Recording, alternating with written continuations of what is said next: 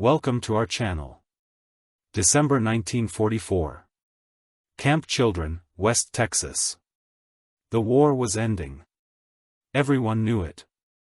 Germany collapsing, Allied forces advancing, the Third Reich's final days approaching like an inevitable winter. 38 German women prisoners sat in the recreation barracks sewing uniforms, mending socks, doing the endless busy work that filled P-days. But tonight felt different, heavy final. Margaret Weber, the eldest, at 52, set down her needle. Her hands shook, not from cold but from knowledge. Tomorrow they'd be transferred, final disposition pending Germany's surrender. Some would be repatriated, others would face war crimes tribunals. None knew which fate awaited them. "We should ask," Margaret said in German. "Ask what?" Young Lotta looked up from her mending. She was 19, barely more than a girl, captured, serving as a communications operator. For our last wish, Americans are sentimental about such things. Condemned prisoners get final requests. Why not use? "We're not condemned," protested Hannah, a former factory supervisor from Munich. "We're prisoners of war, not criminals, aren't we?" Margaret's voice was bitter. "We served the Reich, we believed the lies. We looked away when neighbors disappeared.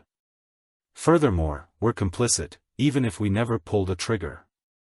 Silence fell. The truth sat heavy between them. The camp commandant, Major Sarah Henderson, stern-faced but fair, appeared in the doorway. "Ladies, I have news. Tomorrow's transfer has been confirmed. You'll be moved to a processing center in Colorado, then likely repatriated to Germany within 6 months." Major Henderson, Margaret stood. "May I request something on behalf of all of us?" Henderson's expression softened slightly. "That depends on the request. Christmas one last Christmas, not the Nazi version. No swastikas, no propaganda, just the Christmas we remember from childhood, before everything became poisoned." Margaret's voice cracked. "We know we don't deserve it, we know we're enemies, but we're asking anyway. What specifically are you requesting?" "A tree decoration, carols, the real ones, the holy ones." And Margaret hesitated. "And Stalin? The Christmas bread our mothers made? Just once more. We'd like to taste home before we return to ashes." Henderson was quiet for a long moment. "Stolen requires ingredients. We don't have butter, dried fruits, marzipan, powdered sugar. This is a military camp, not a bakery, we understand." Margaret sat back down defeated. "It was foolish to ask. I didn't say no." Henderson's tone shifted.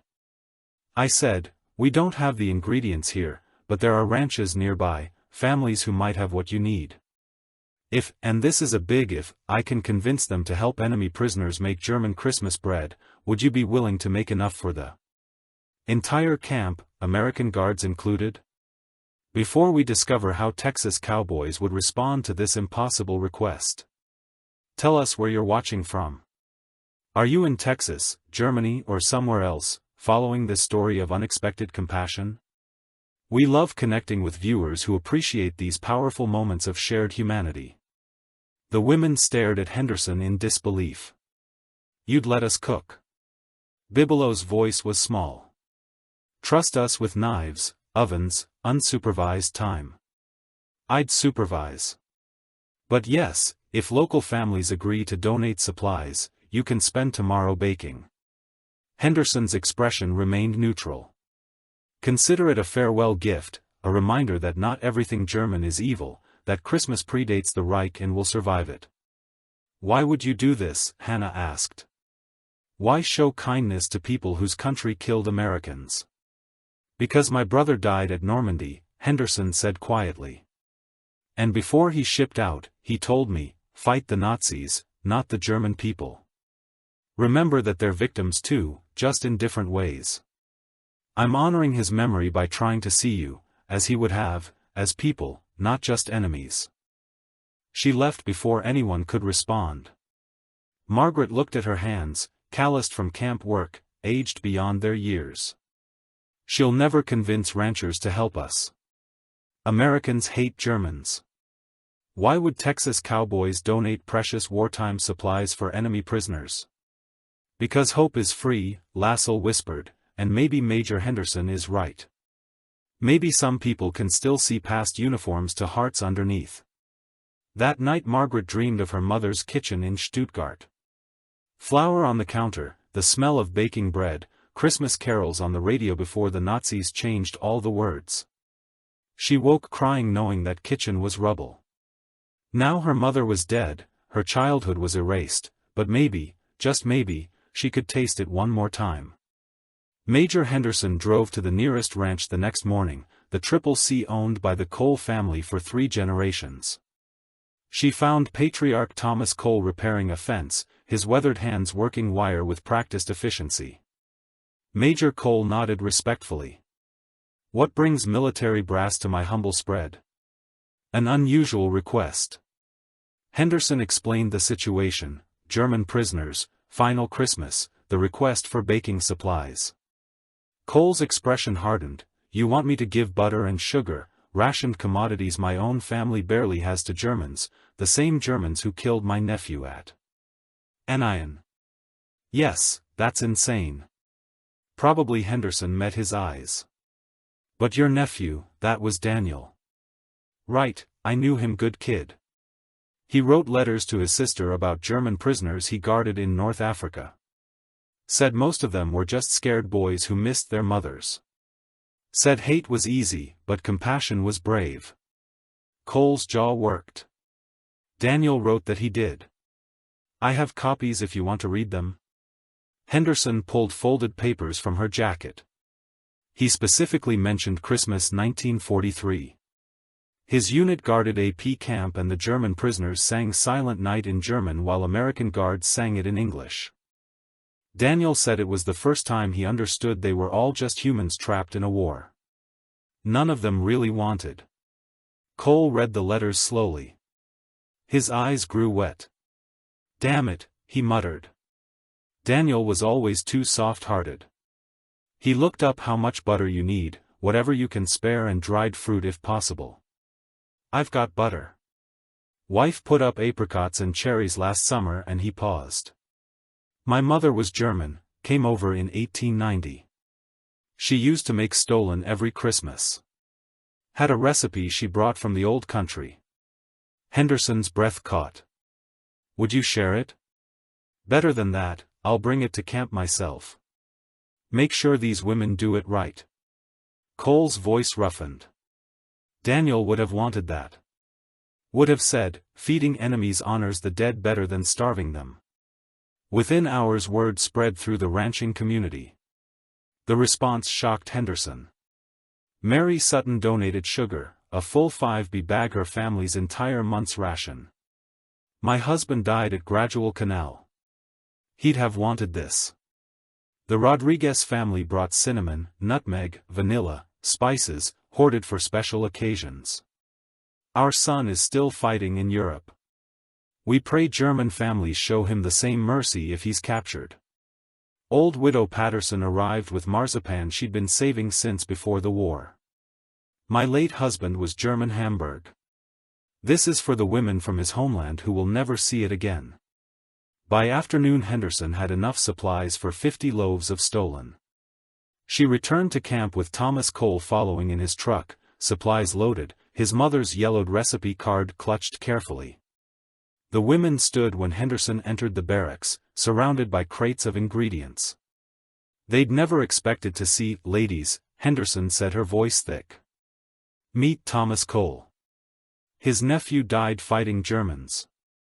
His mother was from Stuttgart, and he's here to teach you how to make proper Stollen the way his mother made it." Cole removed his season, faced 38 enemy women with compassion in his weathered face. "My mama would have wept seeing German women so far from home. She'd have fed you no questions asked. So that's what I'm doing in her memory." Margaret approached slowly, took the recipe card with trembling hands. The handwriting was old-fashioned, the measurements in German bunker. She whispered, "Thank you, don't thank me." Yet Mama was exacting. "You make it wrong, she'll haunt us all." Cole almost smiled. "Now let's get to work. Christmas waits for no one." The camp kitchen became sacred space. Cole directed in English, Margaret translated to German, and 38 women, who'd forgotten what joy felt like, began measuring flour, kneading dough, folding in fruits and marzipan. "The secret," Cole said, watching them work, "is patience. You can't rush stolen. It needs time to rise, time to bake, time to rest, just like healing, just like peace." Young Lassell mixed dough with tears streaming down her face. "My grandmother made this. I thought I'd never taste it again. My wife made this for our children." Hannah added softly, "Before the bombs came, before everything ended, it's not ended." Cole said firmly, "This bread, it survives, the recipe survives, the memories survive. That's what Christmas means. That light persists in darkness." They worked until evening, mixing, kneading, shaping, baking. The kitchen filled with smells that transcended nationality: butter, cinnamon, yeast, hope. When the first loaves emerged, golden and perfect, dusted with powdered sugar, Margaret cut a slice with shaking hands. She tasted it and collapsed to her knees, sobbing. "Do." The other women gathered around Margaret as she wept into her hands the slice of stollen still clutched in her fingers. "It tastes like home," she gasped in German. "Exactly like Mama made it. Exactly like Christmas morning before the war, before everything died." Nicole knelt beside her, this Texas cowboy who'd lost a nephew, whose mother had crossed an ocean, who chose compassion over hatred. "Then we did it right," he said gently through Henderson's translation. "Mama would be proud." One by one, the women tasted their creation when, by one, they cried for lost childhoods, for destroyed homes, for mothers who'd never taste this bread again, for a Germany that existed only in memory now. But these weren't tears of despair. They were tears of recognition, of being seen, of being valued, of being treated as human beings capable of creating beauty instead of just enduring punishment. "Why?" Margaret looked up at Cole. "Why did you do this? Why show kindness to enemies?" "Because Daniel's last letter said something I can't forget." Cole pulled a worn envelope from his pocket. He wrote, "Uncle Tom, I've learned something here. The Germans I guard. They're not monsters. They're farmers and teachers and fathers. They cry for their families. Furthermore, they show me photos of their kids. If I died tomorrow, I'd want you to remember that wars are fought by governments but suffered by people, and people deserve mercy." Cole's voice broke. "So when Major Henderson asked for butter and sugar, I heard Daniel's voice and I couldn't say no, wouldn't dishonor his memory by choosing hate over what he learned." Henderson cleared her throat. "The stolen needs to rest overnight.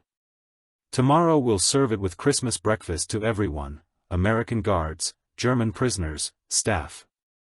One meal where we're not enemies, just people celebrating survival." That evening, as the loaves cooled on racks, filling the camp with impossible smells of comfort and memory, something extraordinary happened. American guards began arriving in the kitchen drawn by the scent, curious about the mysterious German bread. "What is that smell?" asked Corporal Jenkins, a young man from Georgia. "Steel." Margaret answered in careful English. "German Christmas bread, very old tradition, smells like my grandma's kitchen used to smell." Jenkins stepped closer before she passed. "Would you like to taste?" Margaret offered.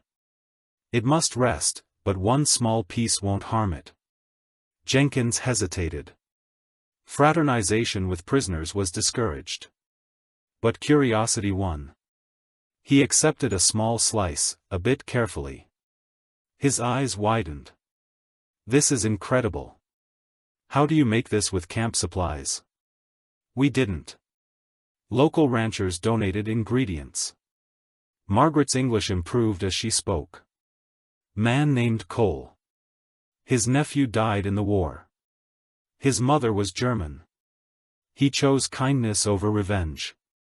Jenkins was quiet. Then my unit liberated a camp in France last year, not a prison camp, one of those other camps, the ones where he trailed off unable to continue. Where Jews were murdered. Margaret finished quietly. We know, we've heard. How could you not know? Jenkins's voice turned hard. How could your whole country not know? Some didn't know details. Some knew and looked away. Some knew and were too afraid to speak. Margaret met his eyes. All of us are guilty, Corporal, some by action, some by silence, some by simply existing in a system that rewarded evil. We can't undo it, we can only acknowledge it and try to be better. Is that why you're here, trying to be better? No, we're here because we lost the war. Being better is optional, but Major Henderson's kindness, Mr. Cole's generosity, they show us that better is possible, even for us. Margaret's voice dropped. This bread won't redeem us, but it reminds us we were human once. Maybe can be again. Jenkins nodded slowly. Tomorrow's Christmas, my first away from home. This bread, he gestured to the cooling loaves. It makes it feel less lonely, thank you. He left quickly before emotion could show. Other guards came throughout the evening, each tasted, each found something, memory, comfort, connection in this simple bread that transcended uniform and nationality. By midnight, when the camp quieted, Margaret stood alone in the kitchen, surrounded by 50 golden loaves that represented more than flour and butter. They represented choice, the choice to be kind when hatred was easier, the choice to remember humanity when war demanded dehumanization. The choice to share rather than hoard, to include rather than exclude. Cole had left hours ago, but his mother's recipe card remained on the counter. Margaret copied it carefully into her notebook, a treasure more valuable than gold. Someday, she whispered to the empty kitchen. I'll make this again in Germany, if I survive to return, or in America, if mercy allows me to stay. And I'll tell the story of Texas cowboys who fed their enemies, who chose Daniel's compassion over their own grief, who proved that light persists in darkness. She touched one loaf gently, reverently. Tomorrow, this bread would feed hundreds. Tonight it had already healed dozens. That was miracle enough. Christmas morning dawned, clear and cold. The camp woke to decorations that had appeared overnight, handmade paper stars, evergreen branches, a small tree in the mess hole that someone had donated anonymously, and the smell, that unmistakable smell of stolen, filling every building, every corner, every heart. Major Henderson stood before the assembled camp, 138 American military personnel and 38 German prisoners, separated by regulation but united by unexpected circumstance. Today is Christmas, Henderson began. For some of you that's a religious holiday, for others just a tradition. For all of us, it's a reminder that we're human beings capable of more than war.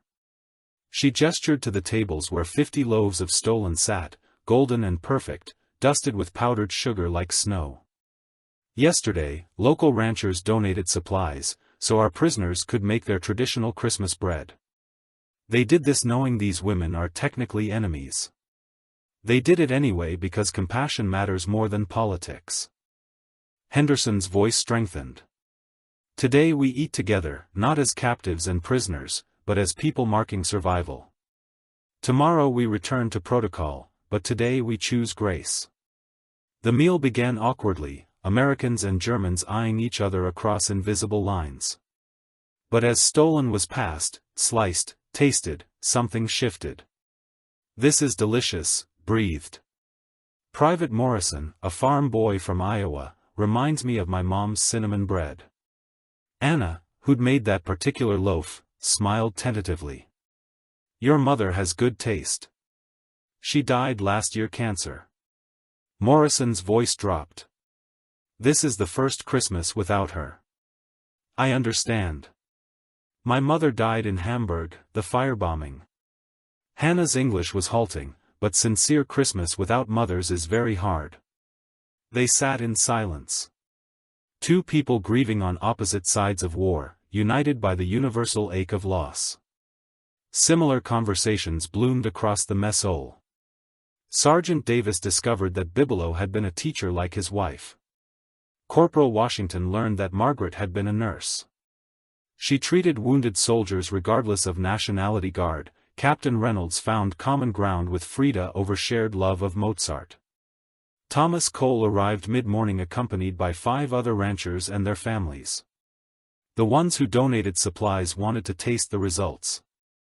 Cole announced, "Make sure Mama's recipe was honored properly." Margaret served him personally. Her hands steady now, her tears from yesterday replaced with quiet dignity. Cole bit into the stolon, chewed slowly, closed his eyes. When he opened them they were wet, perfect, he said hoarsely, exactly like Mama made it. She'd be proud then. "We are honored." Margarita's English was improving hourly. "Your mother's gift, this recipe. It saved us, not our bodies, our souls. It reminded us we could create beauty, that we were more than prisoners in war." Mary Sutton, who donated her family's sugar ration, approached with her young daughter. The girl couldn't have been more than 6, with blonde pigtails and curious eyes. "Are you really from Germany?" The girl asked Lisa Lott. "Yes, my daddy says Germans are bad, but you made this yummy bread." "Bad people don't make yummy bread out of the mouths of babes." The surrounding adults fell silent. Lassell knelt to the girl's level. "Some Germans did very bad things, terrible things. We can't pretend otherwise. But some Germans like me, like these women, we just existed. We didn't stop the bad things. That makes us guilty too in ways, but we're trying to learn to be better." "Will you go back to Germany?" the girl asked. "Probably when the war ends." "Will you make this bread there?" "Yes, and every time I make it I'll remember Texas, remember your mother's kindness, remember that Americans showed mercy when they didn't have to." Lisa Lott's voice broke. "I'll tell everyone that enemies can choose compassion, that Christmas means something bigger than nations." The girl hugged her impulsively. Lisa Lott froze, then carefully hugged back, tears streaming silently. Mary Sutton didn't pull her daughter away. She let the moment happen, this small act of forgiveness that no treaty could mandate, no government could legislate. As morning became afternoon, as stolon was consumed and replaced, as conversations deepened and barriers lowered, something remarkable occurred. The camp transformed, not physically, the barbed wire remained, the guard towers stood, the reality of imprisonment persisted. But psychologically, spiritually, something fundamental shifted. These women weren't just prisoners anymore. These guards weren't just captives. They were humans who'd shared bread and stories, who'd recognized each other's grief, who'd chosen, if only for one day, to see past uniforms to souls underneath. "This won't last," Margaret said to Henderson as evening approached. "Tomorrow we'll be enemies again." Maybe Henderson acknowledged. But today happened. You can't unknown someone's humanity once you've seen it. Can't untasted bread made with love, can't unfair stories that echo your own loss. Is that enough? One day of compassion in years of war? It's a start. Henderson smiled, and sometimes starts are all we get. The question is what we build from them. That night, as prisoners returned to their barracks and guards to their posts, as Christmas decorations came down and routine reasserted itself, the camp was irrevocably changed. In the morning they'd transfer these women to Colorado, but they'd transfer them as people recognized, valued, seen not just as enemy numbers. And somewhere in Texas, in kitchens and on ranches, families who donated precious supplies told their children about German prisoners who cried over Christmas bread, about enemies who were really just people far from home. About the day, compassion mattered more than victory. Transfer day arrived gray and cold. The women packed their few belongings, photos, letters, Margaret's carefully copied recipe card, and assembled for departure. Henderson did final roll call, her voice professional but strained. When she reached Margaret's name she paused, grave, "Step forward, please." Margaret obeyed, heart pounding. Had she violated some rule? Would her transfer be delayed? Henderson held out an envelope. "This arrived this morning from Thomas Cole and the other ranching families. They wanted you to have it before you left." Margaret opened it with shaking hands. Inside, $50 in cash, addresses of all the families who'd helped and a letter in Cole's rough handwriting. "Dear Margarines and friends, my mama always said, bread shared is friendship made. You, ladies, honored her memory by making her recipe with such care. The money is for when you get to Germany, buy supplies, help rebuild, maybe start a bakery. The addresses are so you can write to us. Let us know you're alive, let us know you're okay. We may have been enemies once, but yesterday proved we can be something else, something better. Daniel would have called it hope. Mama would have called it Christmas. I call it humanity surviving war. Be safe, be well. Remember the Texas Cowboys fed you when they didn't have to, and if you're ever back in this part of the world, there's always a place at our table. Thomas Cole."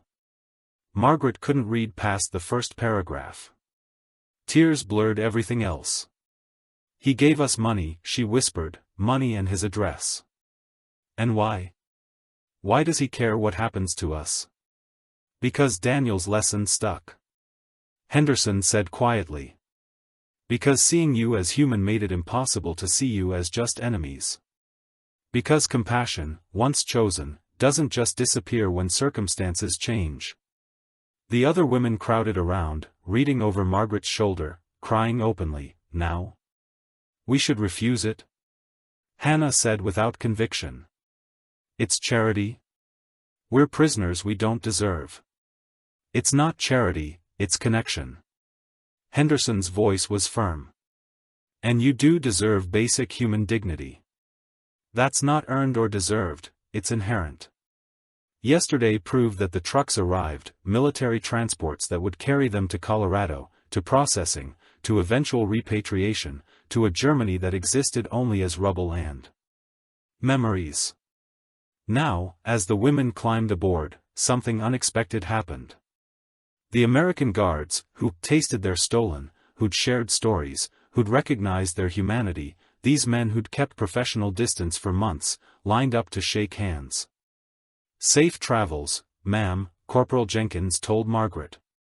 "Thank you for the bread, for the conversation, for reminding me that enemies are just people who started on different sides. Thank you for listening." Margaret replied, "For seeing us." Private Morrison approached Hannah. "I'm sorry about your mother, about Hamburg, about all of it. I'm sorry about your mother too, about Iowa, about this whole damn war." Hannah's English had become quite good. "Maybe someday we'll figure out how to stop making mothers cry."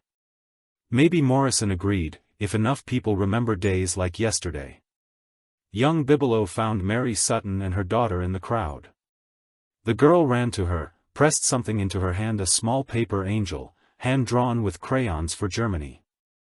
The girl said, "So you remember you have friends in Texas." This clutched the angel like a lifeline. "I'll keep it forever, and when people ask why a German woman has a Texas angel, I'll tell them about Christmas 1944. About the day enemies chose to be friends for one perfect day."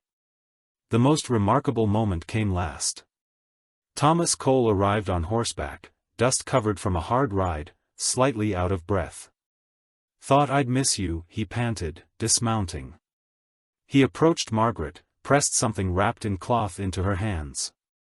This was Mama's, her mixing bowl, the one she brought from Stuttgart in 1890, the one she used to make, stolen for 60 years.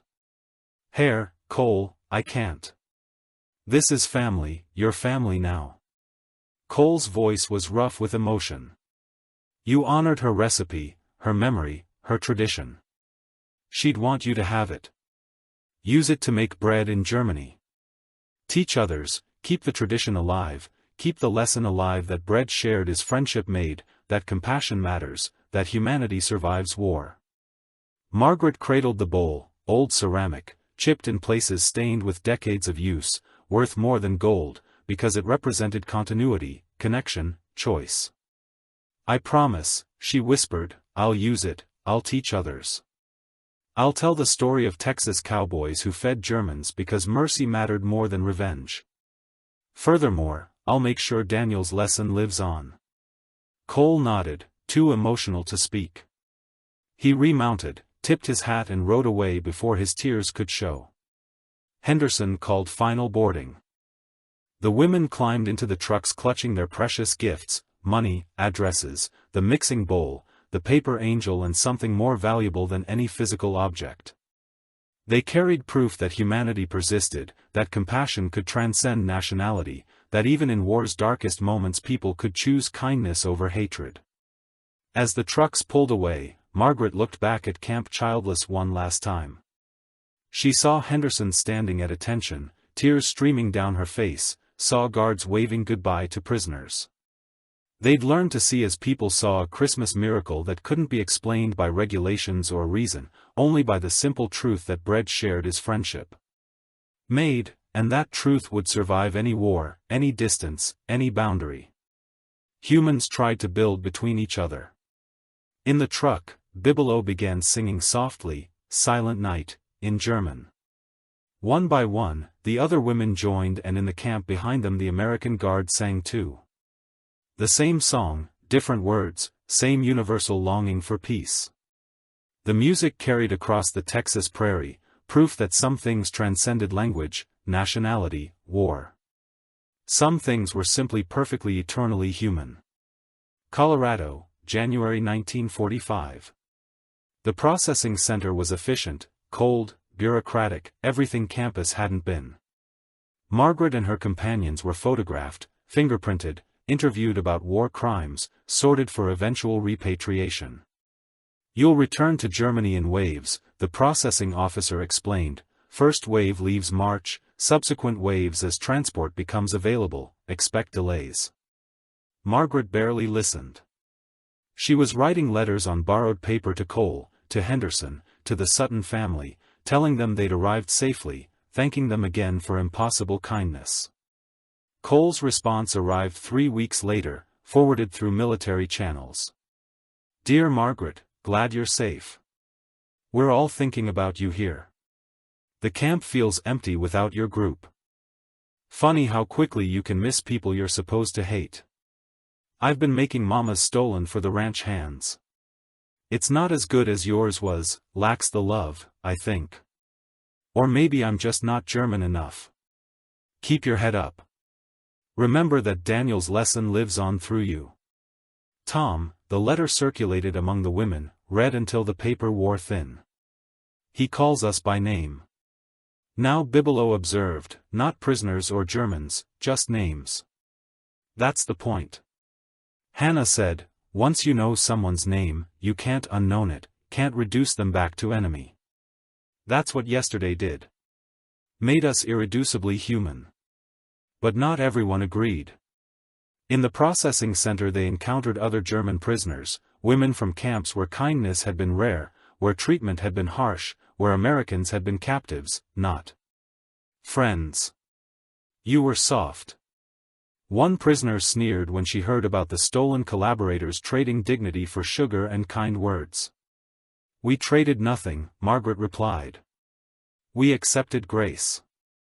There's a difference, grace from the enemy is still betrayal." "Then I'm a traitor." Margaret's voice was calm, "and I'll carry that proudly, because the alternative is carrying hate forever, and I'm tired of hate."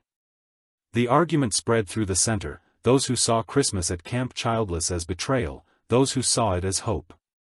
Margaret didn't care. She had Cole's mixing bowl carefully wrapped and protected. She had addresses, she had memories, she had proof that enemies could choose differently. That was enough. March 1945, Germany surrendered the first repatriation ships prepared to sail. Margaret's group was assigned to the second wave departure. Mid-April. News from Germany was devastating. Hamburg destroyed, Stuttgart in ruins, Berlin, a moonscape of rubble, the camps, the death camps, revealed in full horror now that Allied forces had liberated them all. How did we not know? Lifelong asked one evening, reading newspaper accounts of Avid, Bergen, Bell's son, DAU. We knew, Margaret said quietly. Maybe not details, but we knew enough. We just chose not to see. That's the sin we'll carry forever. Henderson visited unexpectedly in early April, drove from Texas to Colorado just to see them before they sailed. I needed to make sure you were okay, she explained, needed to tell you something before you left America forever. She gathered the 38 women in a conference room. I've been working with immigration lawyers. There's a program limited, complicated but possible asylum for refugees who can prove persecution risk if they return, or employment sponsorship for those with valuable skills. Henderson's voice was measured. I can't help everyone, but I can sponsor a few. If you want to stay? Stunned silence. Why would you do this? Margaret finally asked. You have no obligation. I have every obligation. My brother died, so people could choose freedom. That includes you, includes choosing where to build your future. Henderson met each woman's eyes. I'm not forcing anyone. If you want to return to Germany, rebuild your homeland, that's honorable. But if you want to stay, if you need asylum, I'll fight for you. 7 women raised their hands. Margaret wasn't one of them. You're going back? Henderson asked privately afterward. I have to face what we did, what I allowed by silence. Have to help rebuild, even if it's just one person teaching others how to bake bread and choose compassion. Margaret touched Cole's mixing bowl. But I'll come back someday. Visit show Tom. I kept my promise he'd like that. Henderson hugged her, breaking every regulation, not caring. You're one of the bravest people I've met. I'm a coward who finally found courage, too late. Courage doesn't have a timeline, it just has a choice. You made it.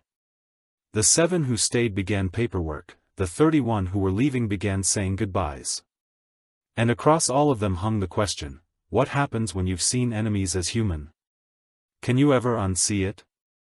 April 1945, the ship to Germany, a converted troop transport, carried 2,000 repatriating prisoners. Margaret stood on deck as America's coastline disappeared, holding Cole's mixing bowl, feeling the weight of 2 worlds pulling her apart. Beside her, Hannah and Lisa Lotto watched silently. Think we'll regret this? Lisa Lotto asked. Choosing to go back?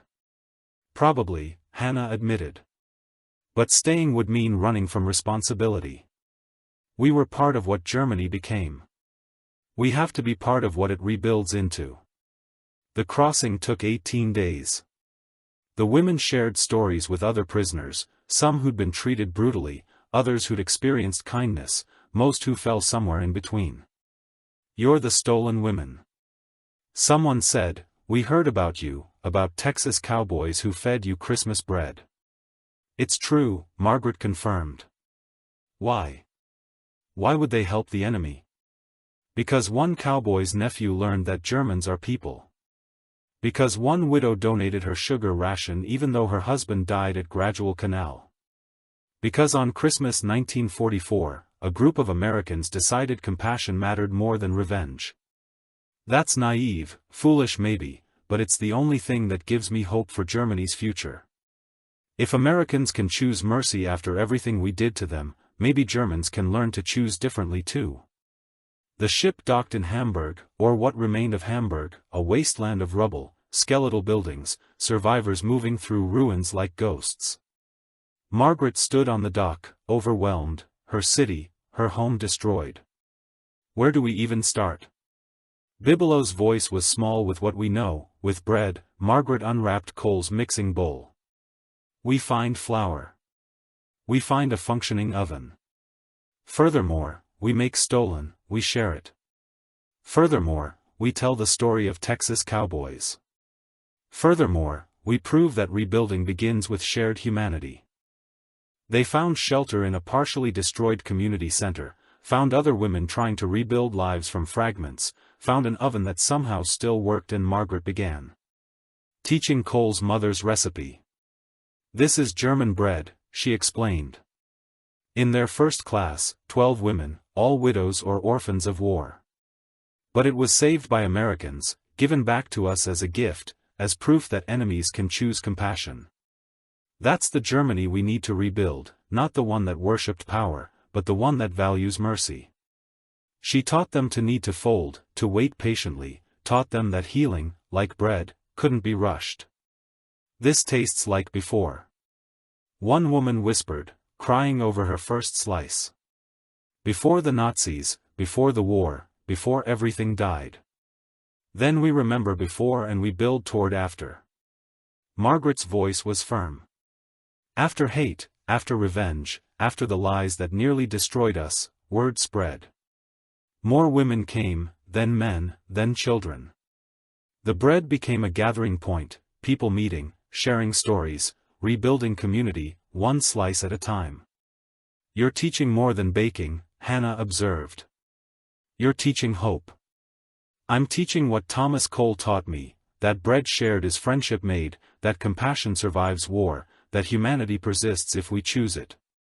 Margaret wrote to Cole weekly, told him about Hamburg's ruins, about women learning to bake, about his mother's recipe, rebuilding more than bodies, rebuilding souls. His response months later made her cry. "Dear Margaret, Mama would be proud. Use her bowl, her recipe, her legacy to build something good from the ashes. That's all any of us can do. Take what we inherited and make it better. You're doing that. Keep going, Tom." 1947, 2 years after war's end. Margaret's bakery Stolen de Hoffnung, Bread of Hope, employed 23 women and 3 men, all refugees trying to rebuild lives. They baked daily, stolen, yes, but also regular bread, the substance of survival. They sold at affordable prices, gave away what they could, taught anyone who wanted to learn. The bakery became more than business. It became community center, support group, place where Germans confronted what they'd been and chose what to become.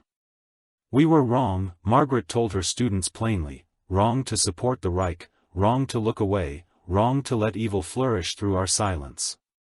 We can't undo that, but we can refuse to repeat it.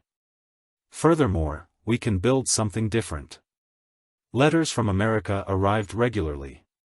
Henderson wrote about the 7 women who'd stayed, all thriving, building lives, contributing to communities. Cole wrote about ranch life, about missing their conversations, about keeping Mama's tradition alive. And one day an unexpected letter arrived from Mary Sutton's daughter, now 8 years old, writing in careful script, "Dear Miss Descent, I still have the paper angel you gave me. Mommy says you're in Germany helping people. I think that's brave. When I grow up I want to help people too, like you do. Thank you for teaching me that being kind is more important than being right." Emma Tizot wept reading it. A child, an 8-year-old American child, remembers, understands. "That's the hope," Margaret said, "the next generation learning what we forgot, that humanity matters more than nationality, that compassion isn't weakness." The bakery struggled financially. Post-war Germany was devastated, money scarce, resources limited. But somehow packages arrived from Texas, from Cole, from the ranching families, flour, sugar, dried fruits, notes saying, "For Mama's recipe, for hope, for friendship across oceans." "They haven't forgotten us," Hannah marveled. Years later, thousands of miles away, they still care because they chose to see us as people. Margaret explained. And once you choose that, distance doesn't erase it, time doesn't diminish it. Connection persists. 1950, 5 years after the war, Margarines received an extraordinary letter from Henderson. "Dear Margaret, Thomas Cole has passed away, heart attack, quick and painless. His last words were about his mother's stolen, about you ladies, about Daniel's lesson. His will left money specifically for you, enough to expand the bakery, train more people, spread the work further," he said, "to tell you, build something that proves. Daniel was right, that proves Mama's kindness survives, that proves Texas cowboys and German bakers can change the world one loaf at a time. Will you accept, Sarah Henderson? Margaret stood in her small bakery, surrounded by women who'd found purpose again, holding a letter that proved compassion transcended death. Yes, she whispered, I accept, and I promise Tom's legacy will feed thousands, will teach thousands, will prove that the best way to honor the dead is to build a future they'd be proud of. The expansion began. Stolen de Hoffman grew, more locations, more teachers, more people learning that bread shared is friendship made. And in every location, prominently displayed, hung a photograph, Thomas Cole standing beside his mother holding a mixing bowl, smiling at a camera. In 1920-something Texas. Underneath a plaque in German and English, bread shared his friendship made in memory of Thomas Cole who taught enemies to be friends. 1955, 10 years after the war ended. Margaret stood in Hamburg's rebuilt airport, waiting nervously her first return to America, her first chance to fulfill a decade-old promise. Henderson waited at arrivals, older now but still sharpened, still carrying herself with military precision. They embraced, like the friends they'd become through years of letters. Welcome back, Henderson said, ready to see what you started. They drove through Texas, past recovered ranches, rebuilt towns, thriving communities, past the Rodriguez family's expanded farm, past Widow Patterson's successful restaurant and finally to Cool's ranch, now run by his nephew's family, who'd survived the war and returned to honor Tom's legacy. We kept it going, the nephew explained. Uncle Tom made us promise, said, the ranch had to stand for something, for Daniel's lesson, for Mama's kindness, for proving that compassion matters. They walked to a small memorial stones marking Thomas Cole and his nephew Daniel, side by side, with an inscription. They taught us that enemies are just friends who started on different sides, that bread shared is friendship made, that humanity survives war if we choose it. This ranch stands as their legacy. Welcome all who enter, friends, strangers, former enemies, all are welcome here. Margaret knelt, place stolen, she'd brought from Germany at the memorial base. I kept my promise, Tom, she whispered. Your mother's bowl has fed thousands, taught thousands. Your lesson lives on through every person who chooses compassion over hatred. Thank you for seeing us, for feeding us, for proving that Christmas miracles are real. That evening the old ranching families gathered, the ones who donated supplies 10 years ago, now joined by children and grandchildren. Tell them, Henderson urged. Tell the children what happened, why it matters. Margaret faced 36 faces, American families who'd chosen mercy when revenge would have been easier. December 1944, we were prisoners, she began, enemy women who deserved nothing. We asked for one last Christmas, for bread that tasted like home. Your grandparents, your parents, said yes, not because we deserved it, but because compassion doesn't require deserving. Because Daniel Cole learned that Germans are people. Because Sarah Henderson's brother died, believing humanity matters more than nationality, she pulled out the mixing bowl, now famous, now precious, now symbolic. This bowl crossed an ocean twice, made bread in Texas and Germany, fed thousands, taught thousands, and every time someone uses it they remember bread shared is friendship made. That's what your families did. That's what changed everything. Mary Sutton's daughter, Emma, now 18, about to start college, raised her hand. My mother said, you taught her that being kind is more important than being right. That shaped my whole life. I'm studying international relations because of you, because I want to build bridges like you did. I didn't build anything, Margaret protested. Your family's built by choosing mercy, by seeing enemies as people. You accepted that mercy, Emma counted. You honored it by building something good that's just as brave. The evening dissolved into sharing stories, laughter, tears, bread. The old mixing bowl passed from hand to hand, each person touching it reverently, understanding they held something that transcended ceramic and history. As Margaret prepared to return to Germany, Henderson pulled her aside. You did it. You kept the promise.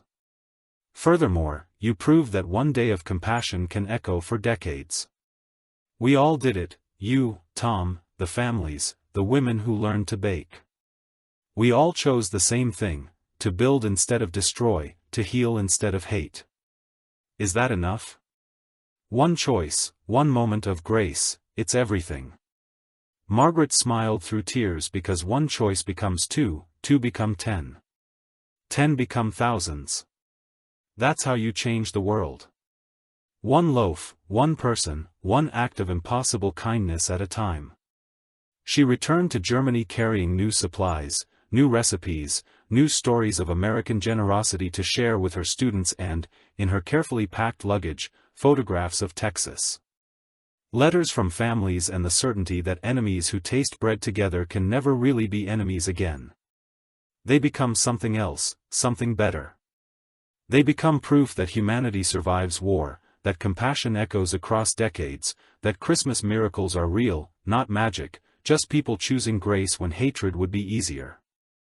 And that choice, repeated infinitely, builds the world. We need one loaf of bread at a time. If this story moved, you share it with someone who needs to remember that our capacity for compassion is always greater than our capacity for hate. The bread we share today becomes the peace we inherit tomorrow. That's not just history, that's our responsibility to the future.